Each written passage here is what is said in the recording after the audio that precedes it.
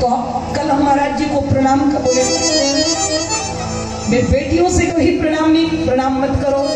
हमने कहा आपको प्रणाम नहीं कर रहे, आपकी गद्दी को प्रणाम कर रहे हैं, आपके महाराज इस शक्ति को प्रणाम कर रहे हैं, जिस शक्ति के माध्यम से आपने ये दिव्य भव्य स्वरूप निरंतर कई वर्षों से आपने पैदा किया है। तो आज बहुत से लोग श्री महाराज जी के जन्मोत्सव में सम्मिलित होने के लिए पधारे हैं। भैया का भी आगमन हुआ है। निवेदन करने जा रही थी, कौशल्या जी ने कहा लाडले, जब किसी रोगी को रोग होता है तो उसकी छाती में जलन होती है, दिन में चैन नहीं पड़ता, रात्रि में नींद नहीं आती और उसका शरीर दुबला हो जाता है, क्या ये लक्षण तेरे में है क्या? भरत जी बोले मां पूरे के पूरे लक्षण। कहा प्रमाण दो। भरत जी ने कहा यह दुख दीन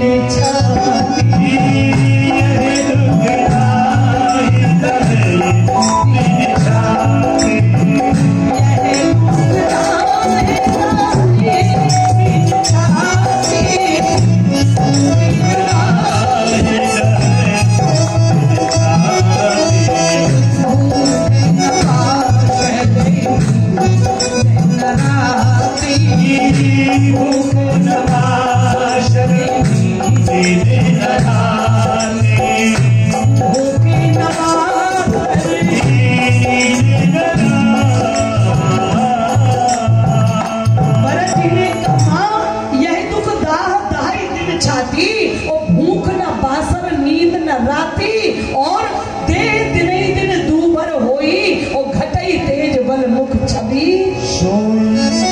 चारों लक्षण माता मेरी में मौजूद है। तो कौशल्या जी ने कहा लाडले मुझे क्यों नहीं बताया कि इतना बड़ा रोग तुझे लग चुका है? अब चिंता मत कर, मैं राज वैद्य को बुलाकर तेरे रोग के लिए दवा तैयार करवाती हूँ। भरत जी ने चरण पकड़ लिए, माँ जो रोग मुझे हुआ है ना, वो रोग संसार के किसी वैद्य के पास मिलने वाला। मीरा जी क्या कह रही है? जिसे भक्ति का, जिसे प्रेम का रोग लग गया हो, उसके लिए दवाई संसार के डॉक्टरों के पास नहीं मिलेगी। मीरा की जब पीर मिटेगी कब? जब वैद्य शबरिया होए। कहती महाराज, भरत जी ने कहा मां इस रोग के संसार के किसी डॉक्टर के पास कोई दवा नहीं। बोले फिर? भरत जी ने कहा मिटाही कुछ रोग मां, यह कुरोग कहने दो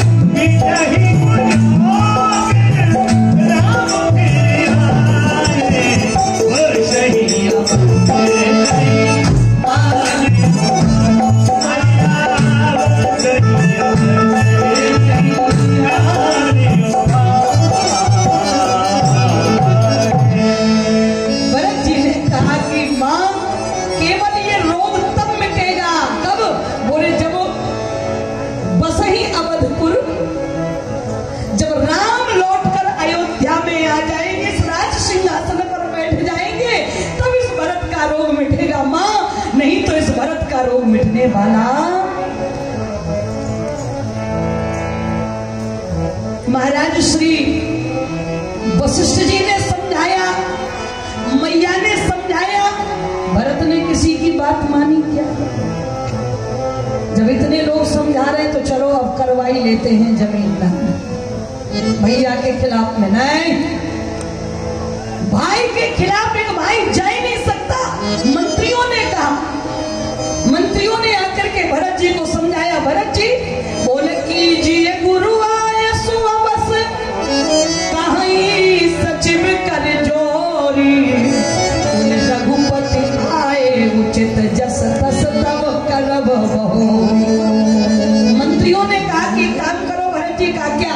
बोले अभी राजगद्दी संभाल लो, अभी राज सिंहासन पर बैठ जाओ, और जब राम जी आएंगे तब जैसा होगा वैसा देखा। देखो, मंत्री कभी नहीं चाहेंगे कि सरकार गिरे। आपको मैं बताऊं, क्षमा करिएगा, मैं राजनीति की बात नहीं कर रही हूं, लेकिन मंत्री कभी नहीं चाहते कि महाराज सरकार गिरे। क्यों? सरकार गिरेगी तो हमारा पद खतरे में पड़ेगा। मंत्रियों ने कहा कि महाराज तुम तो राजा बनो और अपनी बढ़िया सरकार चलाओ। यदि तुम्हारी सरकार बढ़िया चली और यदि 14 वर्ष के बाद राम जी लौट कर आएंगे तो हम राम जी से कह देंगे कि हमारे भरत जी का राज्य बहुत चकाचक बढ़िया चल रहा है। अभी के कहने से 14 साल के लिए गए थे, अब हम लोग कह रहे हैं 28 साल के लिए चले जाओ, कोई दिक्कत नहीं। भाषा कह रही, हम नहीं कह रहे। मैं मंत्रियों का काम 1 मिनट की बात, क्योंकि बस केवल 5 मिनट में मैं वाणी को विश्राम की ओर ले चल रही हूँ समयानुसार, क्योंकि आरती भी बड़ी दिव्य भव्य आरती होती है और आज श्री महाराज जी का जन्मोत्सव भी मनाया जाएगा, आनंद आएगा, सभी लोग सम्मिलित होंगे। निवेदन में करने जा रही थी, मंत्रियों का क्या, एक राजा एक दिन अपने महलों की छत पर चढ़ा तो सियार बोल रहे थे, जिसको हमारे बुंदेलखंड में लड़ैया कहते हैं, आप यहाँ भी कहते हो, सियार बोल रहे थे। उनका काम है ये चिल्लाना। सर्दी का समय, ठंड का समय चल रहा था, तो राजा है महाराज, सिर्फ महलों से निकलना नहीं है, इसीलिए महारानी कैकेयी ने राम को 14 वर्ष के लिए वनवास भेजा। क्यों? महारानी कैकेयी चाहती थी कि मेरा राम किलों का राजा ना बने, महारानी कैकेयी चाहती थी कि मेरा बेटा लोगों के दिलों का राजा बने, क्योंकि किलों के राजे सीमित हो जाते हैं, लेकिन दिल में बैठने वाला राजा कभी दिल से निकलता नहीं है। इसलिए श्री राम जी को 14 वर्ष का वनवास भेजा और महाराज राम जी ने लोगों के दिलों में राज्य कर लिया, तो बाद में राम जी राजा बने। आज भी लोग कहते बोलो राजा रामचंद्र की। देखो भाई, क्योंकि राम जी दिल में बैठे, इसलिए आदमी नहीं निकल पा रहा, तो दिलों में बैठने वाला राज्य करता है। राजा लोग महलों से निकलते नहीं, उन्हें क्या पता। मंत्रियों से पूछा कि भाई ये सियार क्यों चिल्ला रहे हैं? मंत्रियों ने कहा हुजूर ठंडी ज्यादा पड़ रही, इनके पास रजाई कंबल नहीं है। अब सियार रजाई कंबल ओढ़ते हैं। विचार करना, बहुत गहराई से समझदार लोग समझ जाएंगे। कहते महाराज, मंत्रियों ने कहा हुजूर इनको बड़ी ठंड लग रही है, रजाई गद्दे नहीं है, कंबल नहीं है। राजा ने कहा कल ही खजाने से रुपया निकाल कर, खजाने से पैसा निकाल कर और सब में रजाई कंबल बंटवाओ, हमारे राज्य में प्रजा दुखी नहीं रहनी चाहिए, कोई दुखी नहीं रहना चाहिए। ये महाराज प्रस्ताव पारित कर दिया। मंत्रियों ने कहा हुजूर आपके जीवन की जय जयकार हो। रुपया निकल गया, खजाना खाली हो गया, क्योंकि सियारों को कंबलों की जरूरत है क्या? जिन योजनाओं की जनता को जरूरत नहीं है, वे योजनाएं बन के आ रही, और जहां आवश्यकताएं उनका अतः पता। क्षमा कर महाराज, कंबल बटे नहीं बटे पता नहीं। 2 महीने बाद राजा फिर अपने महलों की छत पर घूमने के लिए गया, तो सियार चिल्ला रहे थे, उसका काम नहीं था, वो तो चिल्लाएंगे भाई। और जब चिल्लाए तो राजा ने पूछा कि मंत्रियों क्या बात है, अब ये सियार क्यों चिल्ला रहे? कंबल कम पड़ गए क्या? बांटे नहीं गए रजाइयां? अरे हुजूर, आपके राज्य में भला कोई दुखी रह सकता है क्या? कंबल बट गए, रजाइयां बट गई। बोले फिर क्यों चिल्ला रहे? बोले पहले तो ठंड से चिल्ला रहे थे, अब आपकी जय जयकार कर रहे हैं, बाकी अब चिल्ला रहे। राजा प्रसन्न हो गया। मंत्रियों का महाराज कब पैसे विदेश की बैंकों में चले जाएंगे, कहा कितने 5 स्टार होटल जाएंगे उन कंबल रजाइयों के पैसों से कोई पता क्षमा। मंत्रियों की भाषा रामचरितमानस में त्रेता में यही निकली, बोले कीजिए गुरु आए सुआ बस कहीं सचिव कर जोरी, रघुपति आए उचित जस तस तब करब, जब जैसा होगा तब तैसा देखा जाएगा, अभी संभालो। भरत जी ने गुरुदेव के चरण पकड़े, बोले गुरुजी, बोले आपन दारुण दीनता, बोले आपन दारुण दीनता, सबई कहूँ सिर नाई, देखे बिन रघुनाथ पद जिय की जननी, गुरुदेव जिय की जननी न जानो। भरत जी की आंखों में गंगा यमुना की तरह आंसू बह गए और उन्होंने एक ही प्रार्थना की, बोले अर्थ चाहिए न धर्म, गुरुजी बोले अर्थ चाहिए न धर्म, काम चाहिए कौशल्या कुमार हमें राम चाहिए, कौशल्या कुमार हमें राम चाहिए, अर्थ चाहिए न धर्म, अर्थ चाहिए न धर्म, काम चाहिए कौशल्या कुमार हमें राम चाहिए, कौशल्या कुमार हमें राम चाहिए, बोल दिल और नीच के सहारे, बोल दिल और नीच के सहारे, चाहिए जानकी के नैनों के तारे, चाहिए जानकी के नैनों के तारे, कामगिरी साजे श्याम चाहिए, कौशल्या कुमार हमें राम चाहिए, कौशल्या राम चाहिए, चित्रकूट जाकर के राम को, चित्रकूट जाकर के राम को, चरणों में शीश उनको लगाऊंगा, चरणों में शीश उनको इन्होंने शौक तेरा, इन्होंने शौक तेरा नाम चाहिए, कौशल्या कुमार हमें राम चाहिए, कौशल्या कुमार हमें अर्थ चाहिए, अर्थ चाहिए, काम चाहिए, कौशल्या कुमार हमें राम चाहिए, कौशल्या कुमार हमें राम चाहिए, कौशल्या कुमार हमें राम चाहिए।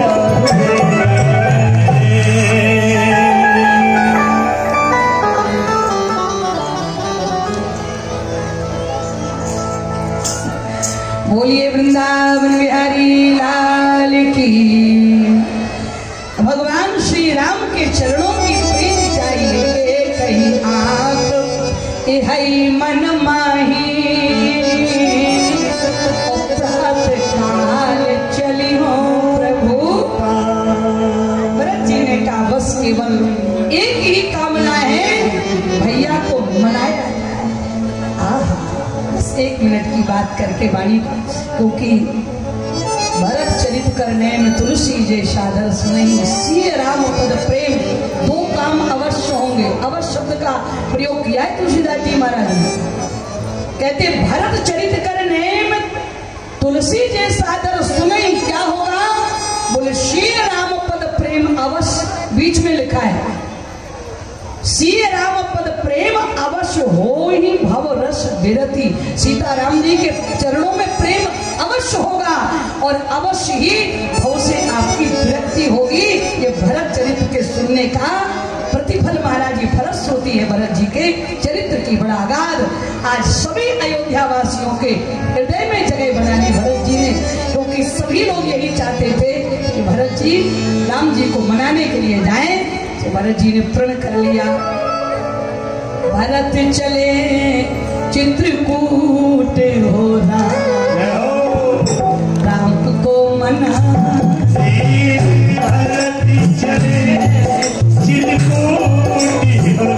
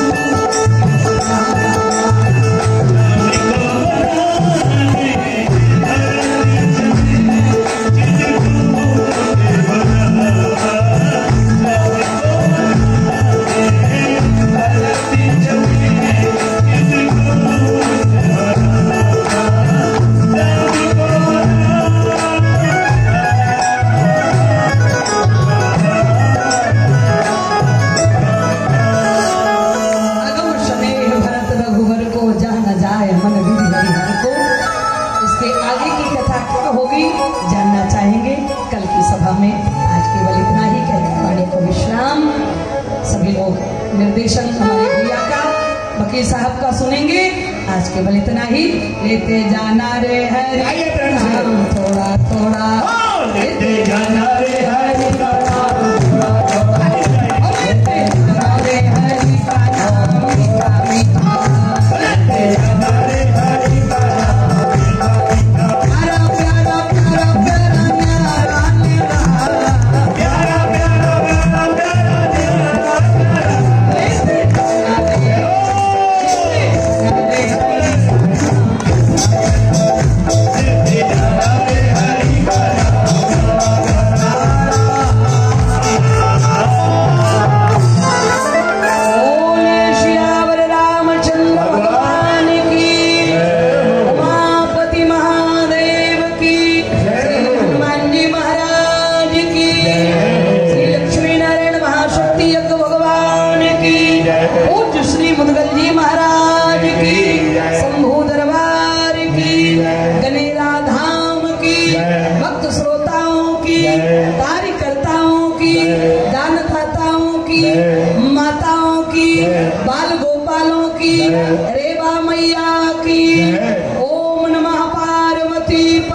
है।